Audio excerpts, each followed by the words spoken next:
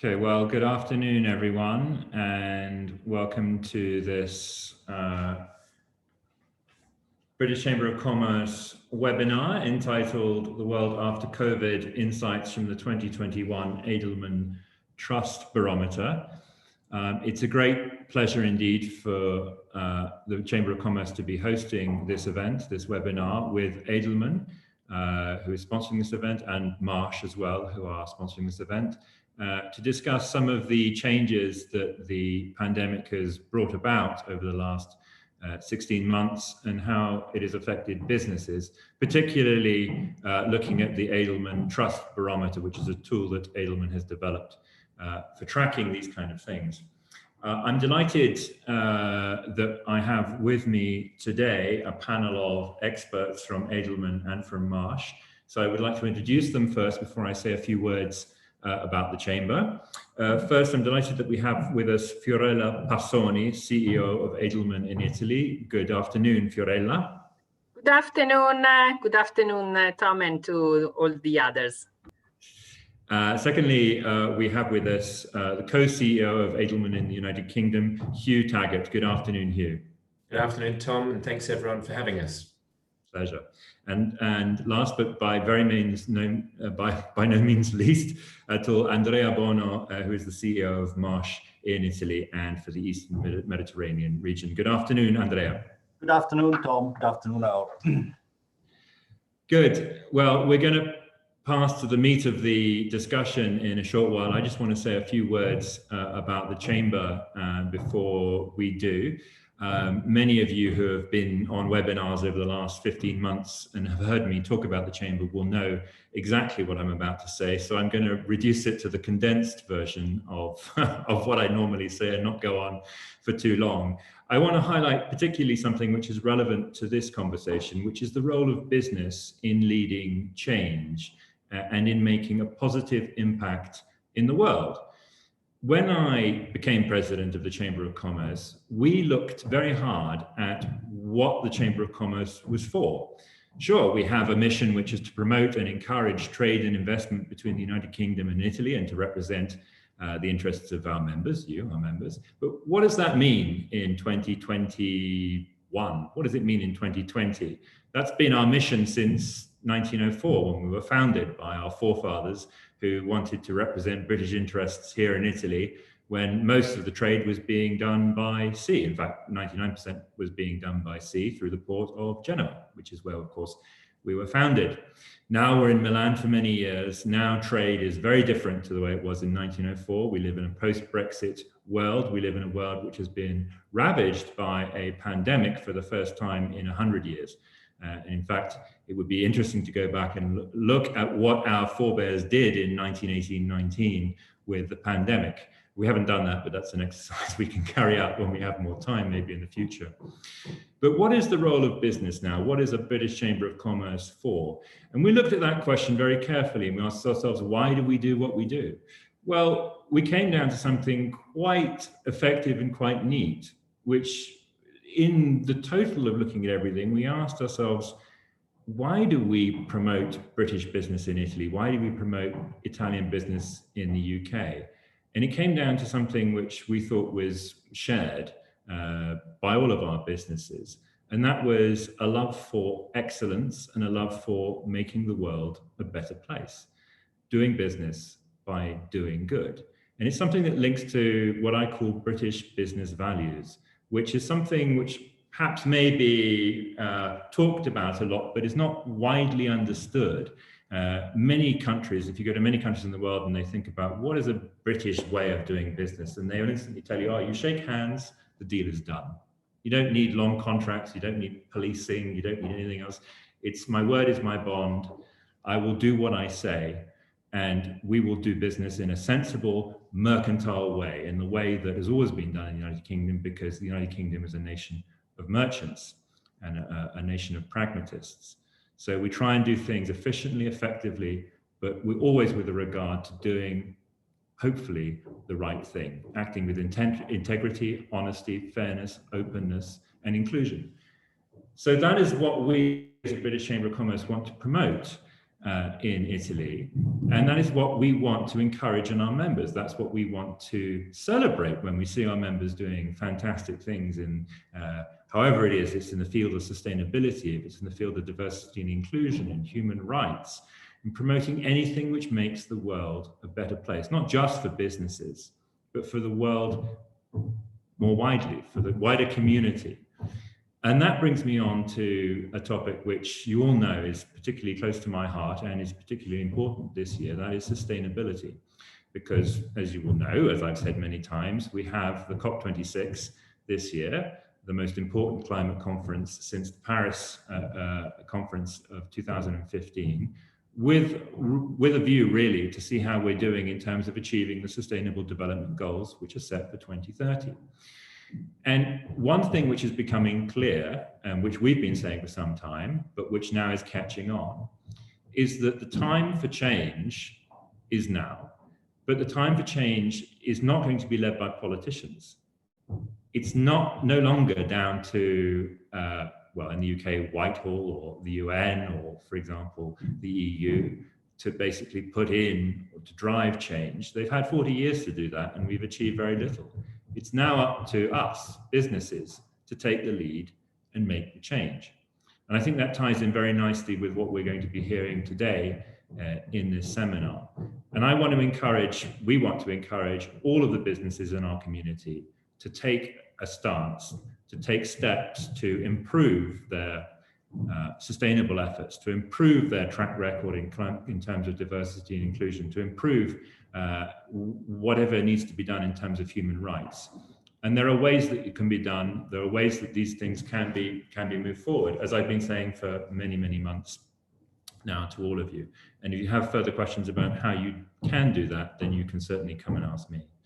So having said that, and having talked about what the Chamber of Commerce is about and why we do what we do, of course, it's important that we're about trade and commerce, but we want to be about trade and commerce which is for good, for a positive outcome.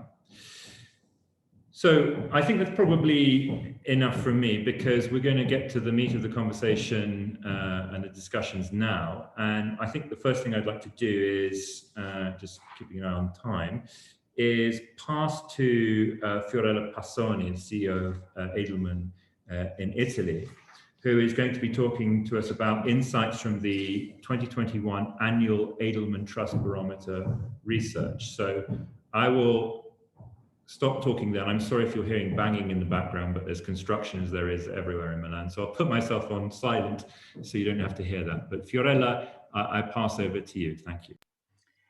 Thanks, Tom, and thanks also for sharing and remembering us the vision of the British Chamber of Commerce. We at Edelman as a company and as an employee really share the vision of our purpose being much more than just doing business, but to help the world to become a better place for everyone. So again, a pleasure to be here with you. We have a presentation because a lot of data, so it's good if we can have slides supporting our narrative. Are you putting the deck? Thank you. Okay, so we will see today the 21st edition of the Trust Barometer, and we have been studying trust for more than 20 years, and this year narrative, this year we surveyed over 33,000 respondents in 28 countries. We segment the data into what we call the informed public and the mass population. And for informed public, we consider the those people between 25 and 64, college educated, with a good income, and with a significant consumption of business and public policy news. it represents about 17% of the total study, and the other 83% are the mass population sample, which is everyone minus the informed public. The survey has revealed a number of long-term trends over the years. For example, in 2005, we first documented the shift from authorities to peers, and the rise of a person like myself as more credible. In 2013, we started to track the crisis of leadership, and we will talk more in depth during the next minutes. And more recently, we noted a growing inequality of trust, which has only worsened since we first identified it in 2016. In 2018, we first looked at the battle for truth, with data revealing a deep concern about the rise of fake news and the concept of misinformation. That trend has only grown worse since then, culminating in a raging infodemic for our 2021 Trust Barometer. But let's have a look at how was the world before COVID and what was keeping us, for us, the world leader awake at night before COVID. We had 4 major trends, 4 major issues, social tensions that still are topics that deserve to be debated also in this world post-COVID. The first one is what we call the capitalism failure. And basically, from an economic standpoint, more than half of the markets have a population where the majority do not believe they and their family will be better off in 5 years' time. Not a single developed market is on the more optimistic side of this chart. And if you can read the left part of the slide, you see that the European countries are among the worst optimistic countries. Just for your knowledge, nearly half of the respondents say that the system was failing them, 63%. They felt a sense of injustice in the world today, and 61% of Italians agreed that capitalism as it existed at that time had done more harm than good in the world. They were not rejecting the system as a whole, but there was an overall lack of confidence. Moving forward, the second social tension is related to the future of work. And Italians were deeply and still are concerned about their economic future. 87% were worried about losing their job, and mainly due to globalization and exporting of jobs. Looking at these slides, you can see that we have underlined and put in evidence Italy compared to UK, but Italy is the only country among the 28 surveyed that is declaring a 70% fear that jobs can be moved abroad. So this is a super high tension in Italy, while for UK, not only the numbers are lower, but this specific topic is only at 43%. The third topic is related to technology, and people report a general sense that the pace of change, particularly with technology, is happening too fast. There is no watchdog. The government is not seen as understanding emerging technologies enough to regulate them effectively. Technology is out of control, and it's difficult to believe in the ethical use of technology when you think that no one is able to regulate it because it's hard to understand the change happening in the technology area. And the fourth and the last one is the information. So related to these concerns about technology and the pace of change, people are worried about being able to discern what is real and if they can trust the information that is available to them. So it's a big percentage, the 78% of Italians declaring that they are worried about false information being used as a weapon. So when COVID happened, we did during the first months of pandemic 5 different editions of Trust. And what emerged is that all the 4 institutions we are investigating, and we are investigating the government, the business, the media, and the NGOs, have demonstrated a strong ability to perform.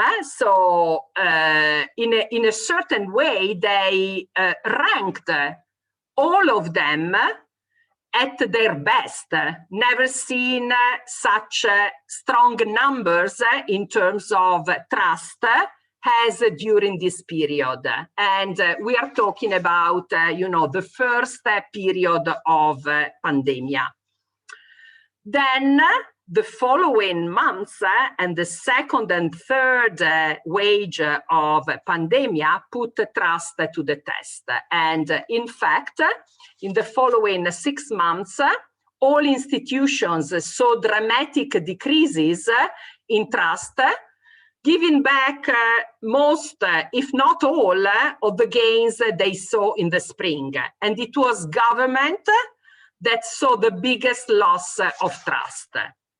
But that didn't happen in Italy. In Italy, government showed up so strong, even stronger than before, with 10 points up. And this annual edition, I'm talking about January, with data survey at the end of the year between mid-October and mid-November.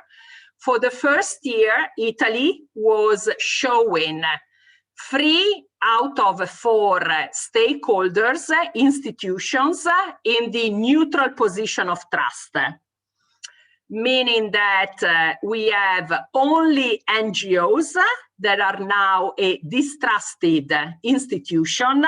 By the way, year after year, NGOs are losing the ground because only 15 years ago, they were at 70% of trust, so in the blue zone, while now we see them in the red zone.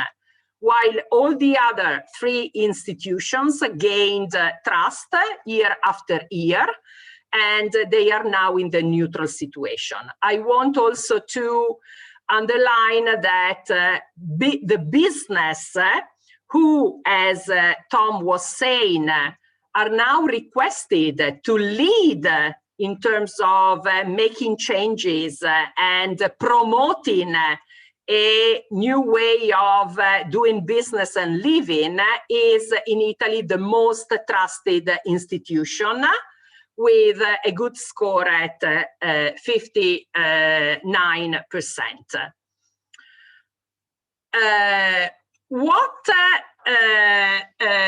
The 2 elements that decide the trust are competence and ethics. And business at a global level is the only institution seen as both ethical and competent, Moving up from last year position, you see the hard gray is where we were appearing last year. The red line are the position of Italy, and much better placed, the blue line is the UK situation. So it seems that UK is doing much better than Italy and then global. Let's now talk about the crisis of leadership. So amidst urgent problems in a year of crisis, leadership is failing. None of the societal leaders, governmental officials, CEOs, journalists, or even religious leaders are trusted to do what is right. The people who are trusted are those that are more local and familiar, such as people in my local community and my employer CEOs, and scientists who have always been the most trusted leaders are losing the ground, probably due to the overexposition of the past months, but are still the most trusted leader we can recall. Here you see that a slide that shows how my employer is a mainstay of trust, and by far over the business score, which is 59. We have in Italy 78 with 4 points up, and 71 losing 6 positions, the UK. There's a new mandate for business, and in fact, one thing that has never been more clear is that the mandate for business is now to act beyond the business itself. We have 74% of respondents that are requesting that CEOs and senior leaders stand up and speak out about on societal issues like pandemic impact, job automation, and local and societal issues in general. We talked about the big problem of fake news and the inability to understand if what we are reading, watching, listening is a good and trustworthy news or not. And this study is calling all of us and our responsibility as a single person to be able to discern the information that we are exposed to. And we just discovered that now only few people practice good information hygiene. What is the information hygiene? Is a component of 4 factors. The news engagement, the ability to avoid the information echo chambers, the ability to verify the information, and the ability not to amplify unvetted information. And again, here you have the blue bar are the UK, and the red bar shows how Italians are performing. And this time it seems that Italians have a better information hygiene than the UK colleagues, but I have to say also better than the global numbers. And this is something we really need to be proud of, because spreading wrong information is really compromising our credibility. So good, we are doing really good in this area. My last two slides calls your attention to the sector credibility. We want to show you how the different industries are performing in terms of trust, showing a slide for Italy and a slide for UK. So industry sectors over time, here you can see from 2012 to 2021, how the different industries are performing. And while we see technology losing the ground, I have to say that if I go back to the first data we investigated, we had back 15 years ago, trust in technology was at 92%, 92, and now we have 69% trust credibility. On the opposite, you see that the financial services are improving their performance. 15 years ago, they were at 30%, and now they are at 42%. More or less, the other industries are, performing with no big differences. Here's the industry sector for UK. I can comment it and just reading, the slides, and I see that the financial services are performing very well too, with 18% plus in 10 years, and also the energy sector is performing very well, while technology is going down 15%. Having said that, I have finished my part. I will be more than happy to take questions later, and I pass the stage to you. Fiorella, if I may, just before Hugh, we go to Hugh. Firstly, that was absolutely fascinating, I have to say, and a lot of things that surprised me there. I wanted to mention the point about questions and leaving them to the end. In fact, I was going to say to everyone, because I forgot to at the beginning, if you have questions, to put them into the Q&A. There's a Q&A button at the bottom. You can push the Q&A and you can write in questions, so we have them ready for the end.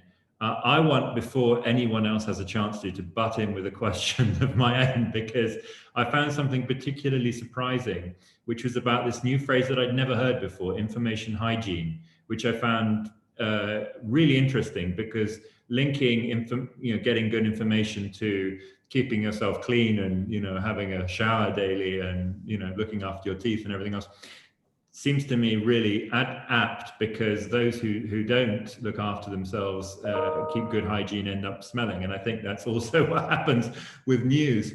But my question really goes to the fact that it seems that Italians have much better information hygiene than British. Now, I would like to say probably that's also true of hygiene, although I won't say anything. I'm not going to pass comment on that.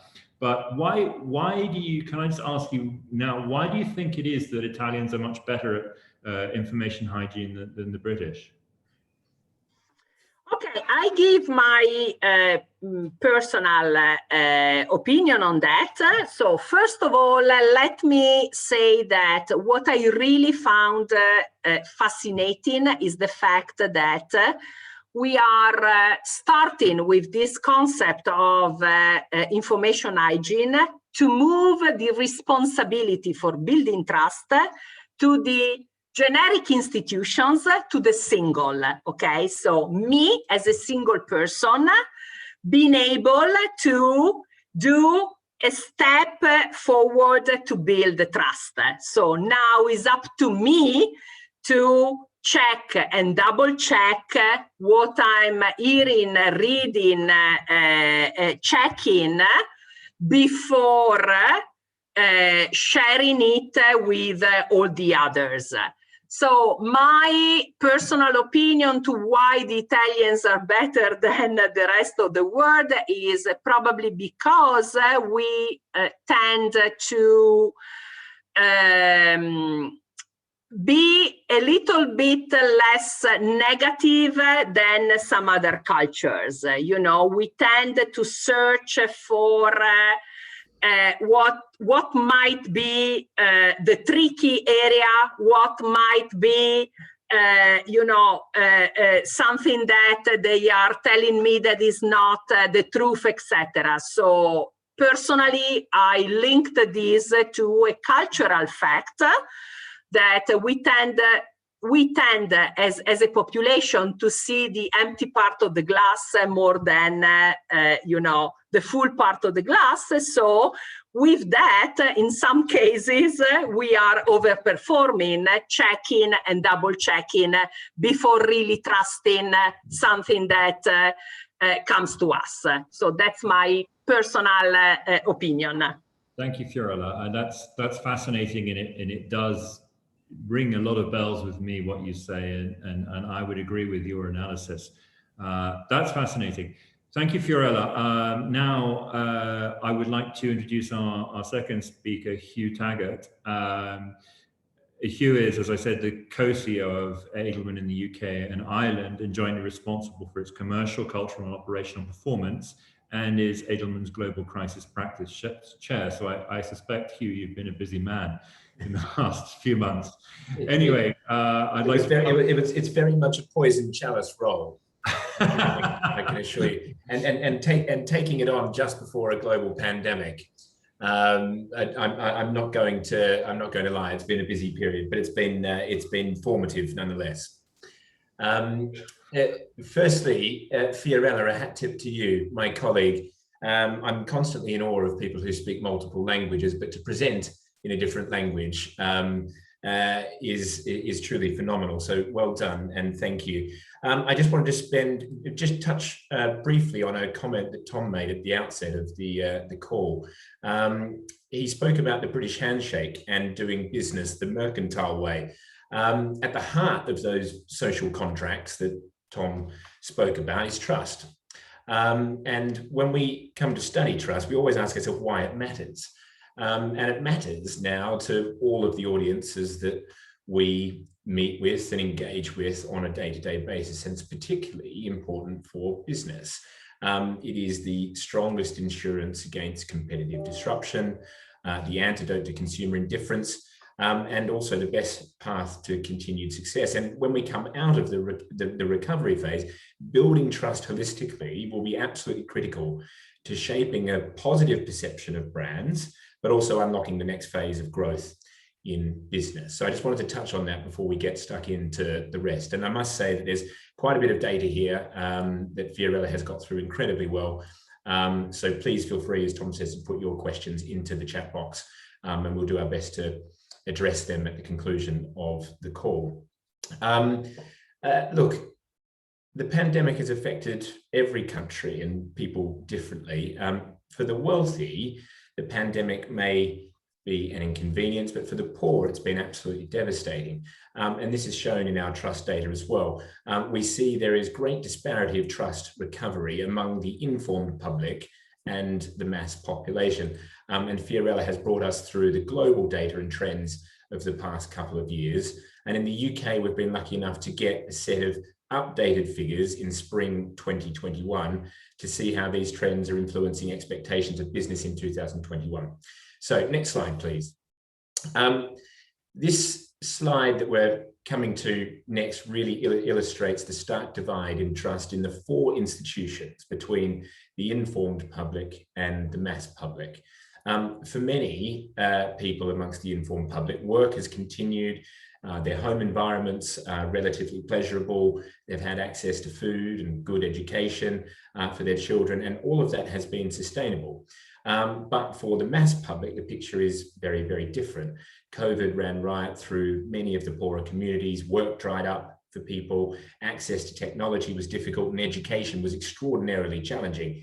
And many in this group feel let down by society and the institutions that govern it. And this explains the trust gap. 1 year following the pandemic, we see that in the UK, there are double-digit trust gaps across all four of the institutions, with the biggest trust inequality for business. All institutions are trusted by the informed public, interestingly, but they are all distrusted by the mass population. Next slide, please. Now, it's stating the obvious, of course, but government has been put under immense pressure over the last 14 months. It is only trusted now in 4 of the 14 countries measured in our spring update.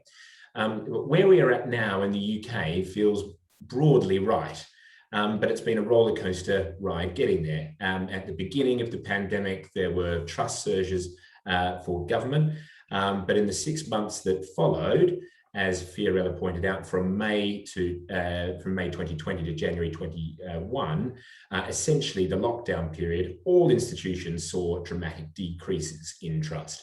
The bounce in trust that you see here for government really coincides with a good patch for Boris Johnson. Around the time of this survey, the country recorded no COVID-related deaths, and the local elections, which in many ways acted as a referendum on the government's handling of the pandemic, came out heavily in favour of the Conservatives. Of course, there's lots to play out now in the media. But even despite these gains, the government is still not trusted in the UK. Next slide, please.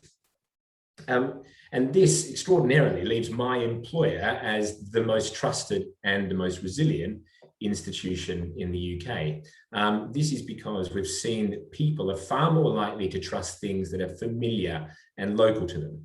So in the course of last year, my employer has proven to be a real beacon of trust. And this is in part to do with the rise in trust of a person like myself. We feel far more comfortable and far more trusting of people around us and people who we can influence. And the institutions may feel a little distant to a lot of the people, and particularly those in the mass public. Next slide, please. We turn now from institutions to how the pandemic mindset is shaping the world that business is operating in at the moment. And while the world has not yet fully recovered from the pandemic, of course, it definitely has left a mark, even in places where it's receding perhaps more quickly, revealing other critical problems that the world and business indeed must solve, in addition to magnifying some of the previously existing challenges. Next slide, please. So when we consider the pandemic mindset, we asked respondents in the survey to indicate one of 2 options to describe how they're currently feeling. One option was to say that they feel the pandemic is largely behind them and that they're taking advantage of every opportunity to get back to their pre-pandemic life, whatever that was.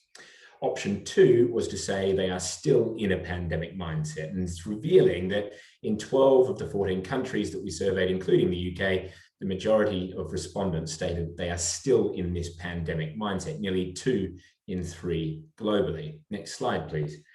And even more concerning, especially for business, I think, we found that vaccination doesn't necessarily confer immediate peace of mind about resuming normal activities. Apart from shopping in stores, going to the doctor's surgeries, there's a huge amount of hesitation to resume normal life in the UK. And there's been a lot of commentary recently in the media here about how people are reluctant to go back to the busy schedules that they once enjoyed. And even as the UK prepares to sort of fully reopen this summer, it's clear that our economies might be facing a longer road to recovery than perhaps we initially thought. Of course, we hope that it's quicker, and we hope that when we come back from summer, that there's a real boost to productivity and the economy. Next slide, please. In addition to creating new fears, the pandemic has also exacerbated previously existing concerns. As I said, concerns about climate change, information, and supply chain have nearly doubled due to the pandemic, with many in the UK reporting that the pandemic has led them to believe climate change needs to be taken more seriously as a threat to human life, and that we're in the midst of an information crisis, as Fiorella pointed out, or that we're also too reliant on global supply chains for essential products. And many countries witnessed that during the pandemic. Next slide, please. The pandemic has also created new uncertainty about the future. 7 in 10 people globally, and the majority in every country, are concerned about the prospects of another pandemic, even worse than COVID-19, including 63% of people in the UK. Next slide. Now, it's going to be very difficult to address these challenges and fears if we can't agree on the truth or get reliable information. Our January 21 report documented the challenges in media trust in particular, and the fear of misinformation and indeed now disinformation, which we referred to as the infodemic. We saw that news organizations are seen as biased. People believe that journalists and reporters are purposely trying to mislead them. And 61% of people told us that they believe that the media is not doing well at being objective and non-partisan. And perhaps this may also speak to the point that Tom raised about why the Italians may have better information hygiene than the UK. As we're going to see, there's a dramatic loss of trust in news sources. If you go to the next slide, please. So this update shows on the next slide that we've made little progress in addressing this infodemic. In the UK, we continue to see record lows in trust in all news sources, which all plunged in trust from May 2020 to January 2021. There have been only slight gains in owned media and social media, which are essentially company-controlled sources. And what you're seeing there is trust decreases on off really low bases as well, which is incredibly worrying for everyone who wants to see an end to this infodemic. Next slide, please. Aligned with the slight increase in trust seen in employer media, i.e. those company-controlled sources, where we continue to see company technical experts, academic experts, peers, or a person like yourself and my employer CEO seen as the spokespeople that are considered most credible about a company. What is particularly interesting about the UK data is that a company technical expert has emerged as the most trusted spokesperson, passing academic experts who previously held the top spot. And I think that's probably got something to do with the so-called scientific experts who have been informing much of the way that the government has been turning to those within the company who appear to be trusted, whether it's people from the pharma and healthcare companies, appear to be really trusted spokespeople about what people can expect and how to actually deal with various elements of COVID. What we can gather from this is that people trust the information they receive from expert advisors and their employer CEOs. The implications are many, but it's clear that sometimes the best way to get your message out is to have other people speaking about the company. And I would really encourage businesses and those business leaders who are on the call today to look at the various people within their ranks and look at a diverse mix of people that can speak on the company's behalf, and particularly people like you and I, people who they feel like there's a tangible relationship with those people, and often it's their words, their messages that get through most to other people who look and feel like them. Next slide, please. As we found in the last 3 reports, actually, communications from employers is more readily believed than communications from other sources. Now, this is extraordinary, really, including the government or media reports. This was first seen in January 2020 and has stayed consistent since then. This presents, I think, a huge opportunity for business. Once again, we see employers in a key position to solve problems by providing trustworthy information during what has become this infodemic. Next slide, please. Globally, so now, while business has performed incredibly well, they're also burdened by great expectations. We've talked a lot about media, but now what does it mean for business? And I think business has really proven itself invaluable in the last 14 months. But with those accomplishments, with helping their employees, looking after society and local communities, has come much greater expectations on what they expect, particularly from business leaders. Business is expected to not necessarily solve all society's ills, but certainly contribute to solving them. And it can only really be possible if business chooses to partner and engage with other institutions in order to get results. Next slide, please. Globally, in the past few years, we've seen mounting pressure for business to take on these societal challenges. In the latest data set, we learned that in the UK, 59% agree that we won't be able to overcome our challenges without businesses' involvement. I think Tom touched on this earlier. This figure has doubled since the start of the pandemic. 33% have been led to believe this is true due simply to the pandemic, and that it's sort of reinforced these societal values or these community values and seen that it's much more about people than it is necessarily about profits. Next slide, please. Another important note in the UK, employees continue to hold the #1 position of stakeholders for businesses to prioritise. And in defining long-term success of a company, employees should be prioritized even ahead of customers and certainly ahead of stakeholders. So in short, business can't go it alone. It must partner with other institutions to address these societal challenges. And crucially, it must also ensure that both consumers and employees have a seat at the table. When we say at the seat at the table, it means contributing to business making decisions and business strategy and community-related activities. Next slide, please. When government is absent or ineffective, if we just flick to the next slide.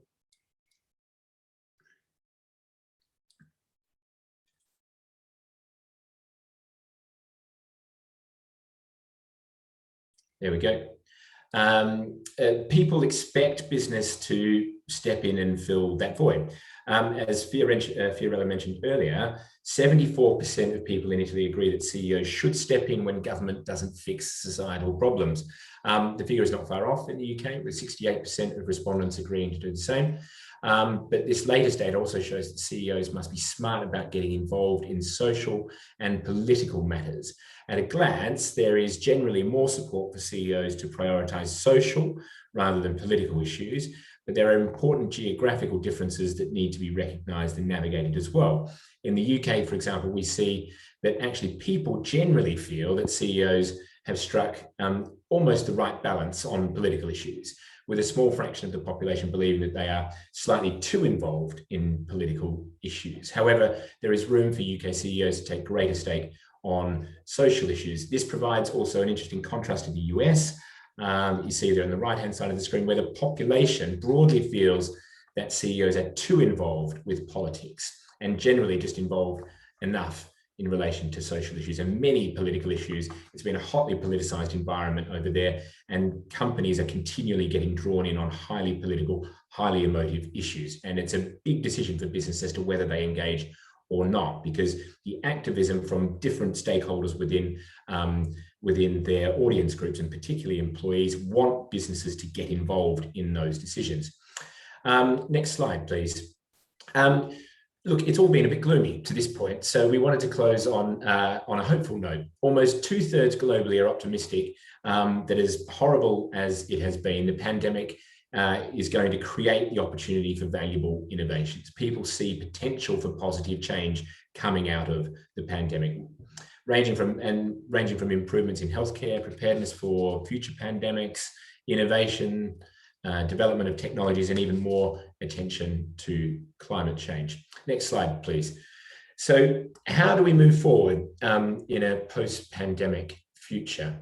The lack of trust in media, the lack of good information hygiene, the increased focus on solving societal problems mean that business has a huge opportunity, but also a big responsibility to forge partnerships and drive innovations and really drive the recovery. As we consider how to move forward, I want to share 4 key points as we lead.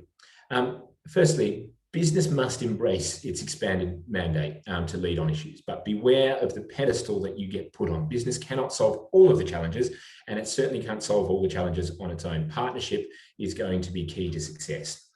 Number 2, companies must lean on their experts. People are losing trust in leaders, but technical experts provide valuable voice for business, as do employees and a person like yourself. Lean on them to provide trustworthy content and improve that information hygiene. Number 3, business must prioritize their employees, providing trustworthy information, addressing their concerns, and including employees in key operational and strategic decisions. They are your first line of defense, and they are also potentially your biggest advocates if you get this right. And finally, we must work together to provide all this trustworthy information and fill this void that has been created by the disinformation and the misinformation. And this information, the trustworthy information, must be truthful, unbiased, and reliable. And on that note, I'm going to leave it there and hand back to Tom. Hugh, well, I mean, I'm slightly, you've taken the wind out of me slightly, because I had no idea what you were going to say, and you've pretty much summarized everything I believe about what businesses should be doing and what the Chamber of Commerce believes everything business should be doing. So I am gladdened and heartily impressed by everything that you said, and thank you for ending also on a positive note, because there is a lot of doom and gloom, but there are very positive aspects. I'm going to pass in a second to Andrea Bono and ask him for a few reflections from his point of view.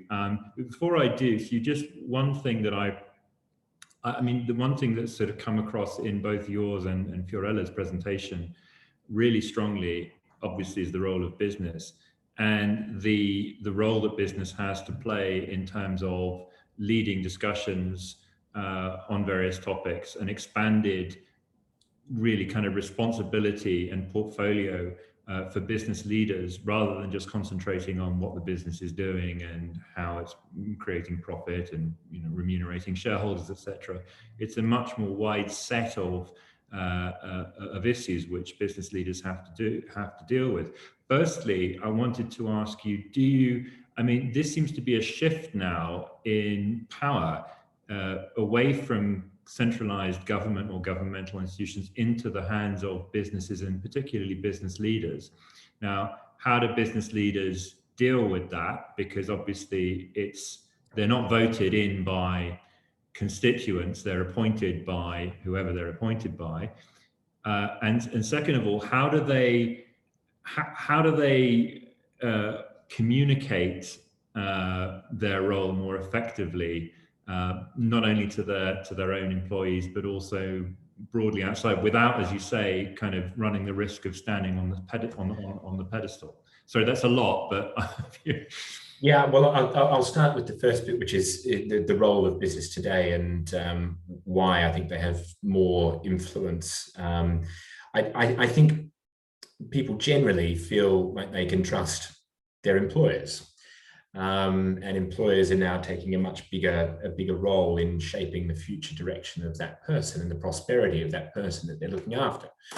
And I think we have seen a shift from we're just looking at investors that businesses need to serve, and it's more sort of broadly stakeholders and stakeholders first.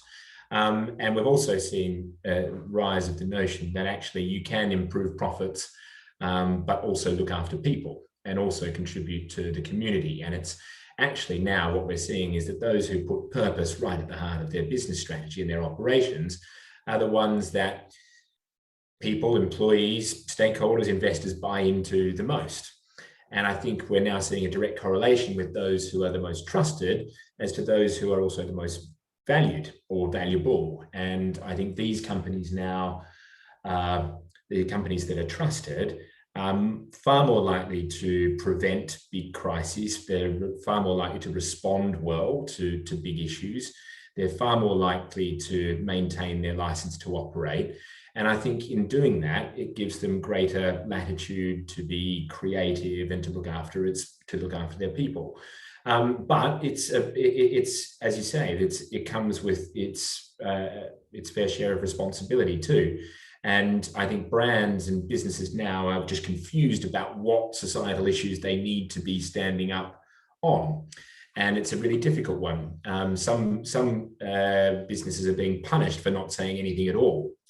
And we now live in a much more activist-related society as well, where expectations of people has increased on business. So I think you need to be true to yourself and true to the values of your organization. You don't necessarily need a point of view on absolutely everything, and you should know when is your time and when is your place to actually say something. But it should align with what your role in the world is and what your values are as a company and what is most important to your stakeholders. And I think it can act as a bit of a filter for what you do and what you don't do. Yeah, I mean, I agree entirely with everything you said, Hugh, and thank you for elaborating on that. It's such a difficult thing, also a line to tread between that perilous thing, virtue signaling, greenwashing, yep, all of those particular kind of pitfalls that you can find yourself in, and actually standing for something which means something and which resonates and which then goes to trust, to be trusted. So Hugh, I'll come back to you, but for the moment, thank you very much, because I want to get to Andrea, because I'm conscious also of time. And Andrea, firstly, thank you obviously for joining us for this. And I wanted to ask you a question really as a CEO of a business. We've talked a lot about the role of CEOs and the role of businesses in dealing with the new normal, in dealing with information, in being responsible for communicating important topics to not only their customers, but also internally to your employees. I want to talk maybe something related to that and about vaccination, because vaccination has been something that's on our minds a lot. And it's not necessarily something which is able to give people peace of mind when you say you're going to be vaccinated, because we've seen the problems with various vaccines, and I'm not going to say anything about which vaccines, but I know there have been issues and people have been cautious about maybe taking it or not.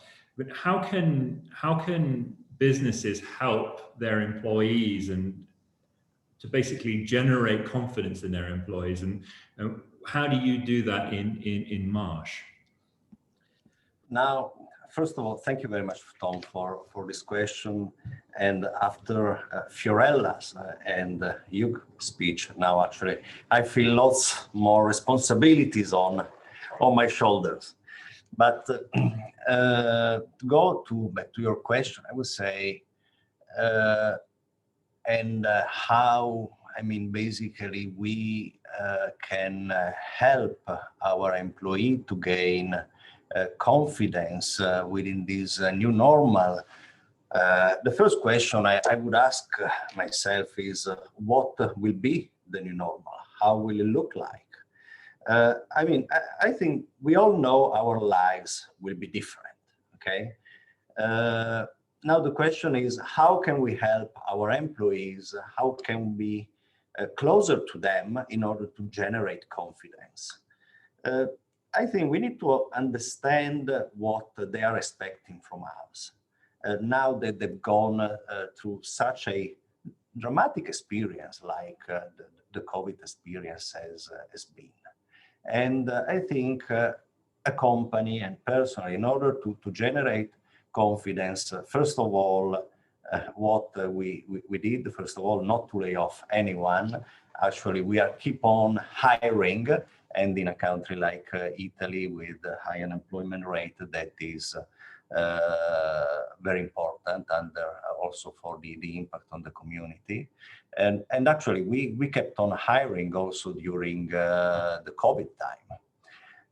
Now, if we ask our colleagues what they are looking for, I think at the end of the day, they would ask for much more flexibility and agility going forward. Before the pandemic, just to give an example, it was normal to be in the office 5 days a week. And let me give you an example. For example, at Marsh, we introduced the smart working 3 years ago, so well before COVID.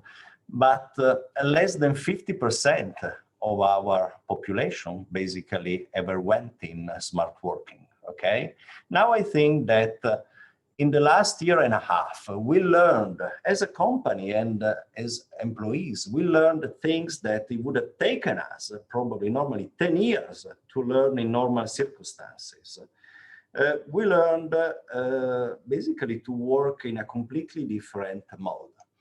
And as a consequence of that, for example, and if we talk to our employees, what they are asking for is more flexibility going forward. And we already planned and agreed that when we will be in the new normal, we will allow people to be in smart working at least 2 days a week. And I think this will be of great value to lots of our employees. It will create new opportunities for some categories which I think were penalized in the past. We talk a lot about diversity and inclusion, in particular if we look at the gender diversity. I think that the lack of flexibility in the past was probably a barrier for some of our female colleague to progress in their career.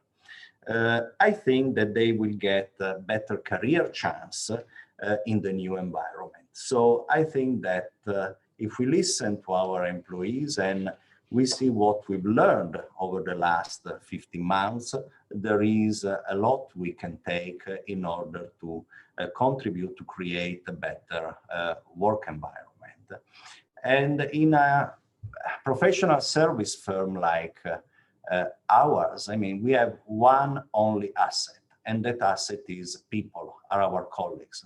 And to us, it is imperative to have a positive impact on our colleagues in order to generate confidence and for the company also to have success. That's also very interesting. I think that also leads on to my next question. When you talk about giving confidence to your employees, and that shows in the business itself, because if your employees are confident and they know what they're doing and they have that satisfaction and that security, then that transmits outside to your customer base.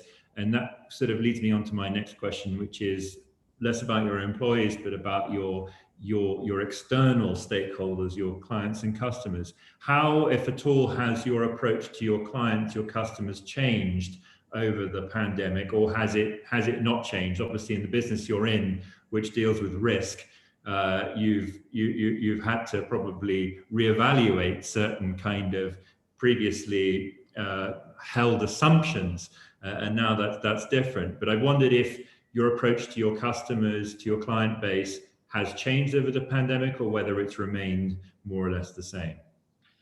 I mean, over the pandemic, we had to stay even closer to our customer. As a business, we manage risk. We are in the risk management space. So it was the first request that our customer had for us is, hey, how can we manage this risk which is coming up, and nobody was ready to face it. Actually, if we look in the last 20 years, nobody, at least in Europe, saw the pandemic event as one of the big events that they could expose their company to. Now, it is pretty amazing because we have never seen this risk in the annual report of any listed Italian company. And now, all of a sudden, if you take any annual report of a listed Italian company, in the risk section, most of them would mention, obviously, the pandemic risk,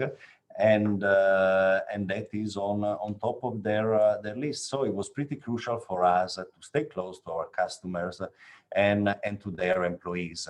During COVID period, we had provide insurance solution to 500,000 Italian employee, which is, I mean, 2% of the Italian population, working population, and in a matter of weeks or days, because I mean it was also sudden and immediate. And we know that I mean, for the professional service firm, it was possible to work on remote, but lots of our clients are industrial clients. They kept on with the production. They needed to make sure that their employees were safe on one side, and on the other side, we needed to make sure also that under their supply chain was going to be fine. So we provided lots of consulting to them in order to make sure that the activity could have gone on without suffering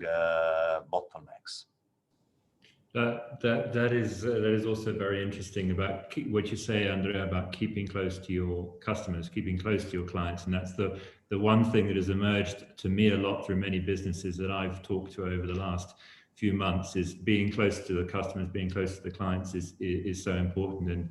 And what we've done in the chamber is promote our members where they have done things which are extraordinary. And we had these sort of Chamber Champions Awards that we held last year, where we would honor those who had done things extraordinary in the time of the pandemic, particularly by being close to many of their many of their clients and by being close to their employees as well.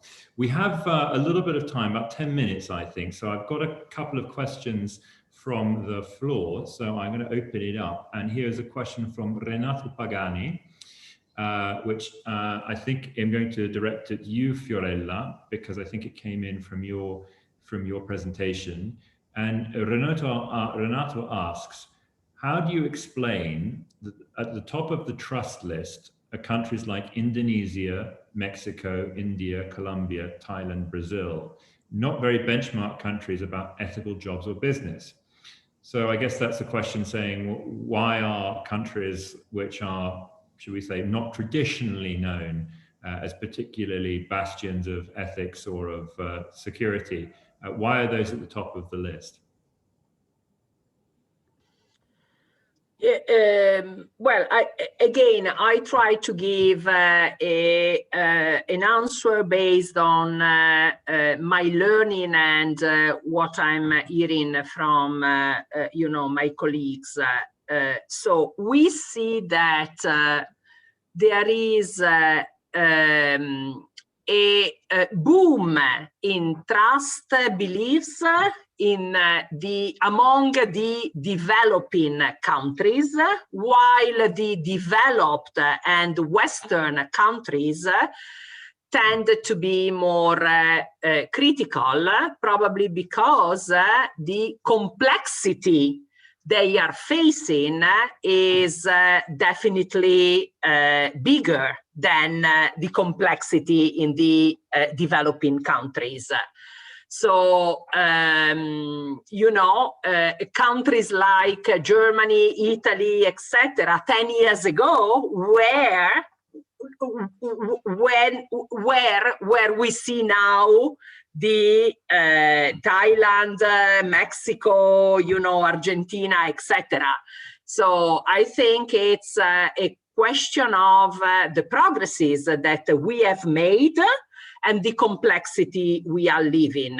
So referring back, for example, to what Andrea was explaining before, he really demonstrated to be a CEO with a public leadership, because he was talking about her first priorities to make the employees feel comfortable in consulting the clients and in doing their job. He was also talking about how he had to reshape the way he served the clients, how he is interacting with the external world. So all this is really a complex, journey that he has to do every day. And what he has reported back us today, is a testimony that he's in this journey since a while. So not sure if the Andrea Bono of Marsh in Argentina could elaborate, the same framework as he mentioned to us. Thank you, Fiorella. Okay, I hope that Renato answers your question. We have one more in the Q&A, which is waiting from Robin Donald. Hugh, I'm going to put this one to you, if I may. And Robin asks, how are ESG, environmental, social and governance, and CSR, those famous acronyms that we all love, how are they affected by, inverted commas, trust? Or is it simply that trust is integral to these issues? It's definitely the latter, but ESG and performing well on environmental, societal issues is contributing to greater access to funds. It's improving the valuations of businesses, and there is a direct correlation between performing well on ESG and your trust metrics. And there's a correlation, therefore, between those that are performing well as well. So I think it's intertwined within that. So I know now, from having looked at some investor trust data, that investors are placing a high priority on doing ESG related factors incredibly highly. They're putting a massive price on performance, and I think you're going to see this only increase. There's more investment into green bonds, more investment into environmentally focused and sustainable businesses than there has been in the past, and it's a trend that is only going to continue, I think. And I guess just one related point to the previous question that was directed to Fiorella, there are some countries as well where there is a direct correlation between trust and state-owned media and state-owned assets. And China, the Middle East, many of those countries, they often have high trust scores, particularly related to government and business and media, because I think of the state-owned assets that exist within those country frameworks. Yeah. Okay. That's a very good point. I think we're going to have to wrap up soon because we're running out of time, sadly, although this conversation I could carry on for a long time. One thing I would like to put one final question to all of you, if I may, before we close. And we've talked about the role of business, but we mustn't forget, obviously, the role of government in all of this. Government will continue to have a role. Clearly for a long time, and we're not just going to become a society where a bunch of businesses, a bunch of CEOs rule the world, much though that may be the aspiration of some of our community. So my question is, I mean, in this year particularly, which has been the year of presidencies between the UK and Italy, where they've been presiding over the G7, which has just finished in the G20, and they're co-presiding over the COP26.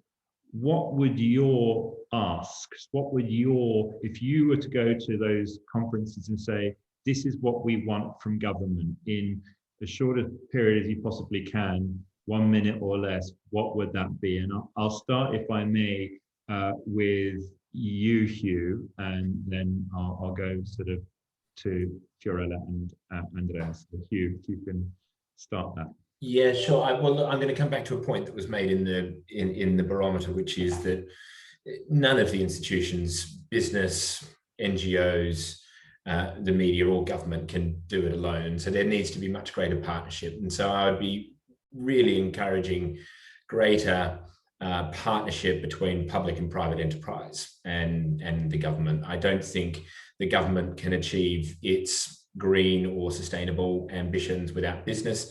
And business can't get there without a helpful and not too restrictive framework and regulatory framework. So they need to coexist, and they need to work a lot closer together rather than sort of dictating on one side and following on the other.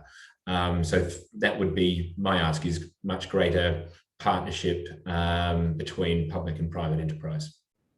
Okay, thank you. Greater partnership between governments and private institutions. Fiorella, the same question to you, please. Yeah, so I would love to see all of them move more from the strategize to the plan and execute. So mainly this is mainly devoted to, as a request to our government. I think we are good in making the strategy, much less good in operationalize and execute. So, and in here, I see a strong role from the business, from the different leaders, etc. We all want to see actions and not just being stopped at the strategy by, long process, etc. So basically, government needs to close the gap between dire e fare, basically, to put it into an Italian expression. And business also. Business need to support and trust the government and share the same vision and go. Very good. Okay, thank you very much. Lastly, Andrea, to you, if you were to ask government anything. If I look at the current Italian government in particular, I think we see their competence and commitment, okay, which is not necessarily something that we've seen in some of the past government. And I think those are two critical and crucial ingredients in order to make it work for the future. We've been talking before about some of these societal tensions, which are particularly due to what we can call disparity or wealth gap between rich people and people with low salaries or unemployed. And I think that working together with the government, business can make a big difference, creating job opportunities, creating opportunities for the new generation. That I really think. So in my view, I want to be positive on the right path, just keep continuing with that. Thank you. Thank you, Andrea, for that positive note. Well, we've run out of time, sadly. As I said, we could go on for another hour. I certainly could, listening to this. I want to thank our three panelists, Hugh, Taggart, Fiorella, Passoni, and Andrea Bono, for which has been a really fascinating just over an hour of discussion on the new normal. I know many of our community have been unable to see this because of the time and because it's a particularly busy time of year, but it is being recorded, so this will be diffused over the waves and able to be seen by as many people as want to see it. I just want to say a couple of things we've got coming up on the 29th of June. We have our AGM, all members, of course, invited and encouraged to attend the AGM. And that evening, for those of you in Milan, we will have an aperitivo, our first physical event in the year, observing whatever restrictions are in place at the Bagni Misteriosi at the evening of the 29th of June, which would be a very nice event, time for us to come together and share a drink before we all hopefully go off for our summer vacations not too long afterwards. So on that note, I'd like once again to thank our panelists very much for their participation and for their time, very much appreciated. And I look forward to seeing all of you again in an event very soon. Thank you very much and good afternoon. Thank you. Bye-bye. Thank you. Thank you. Bye.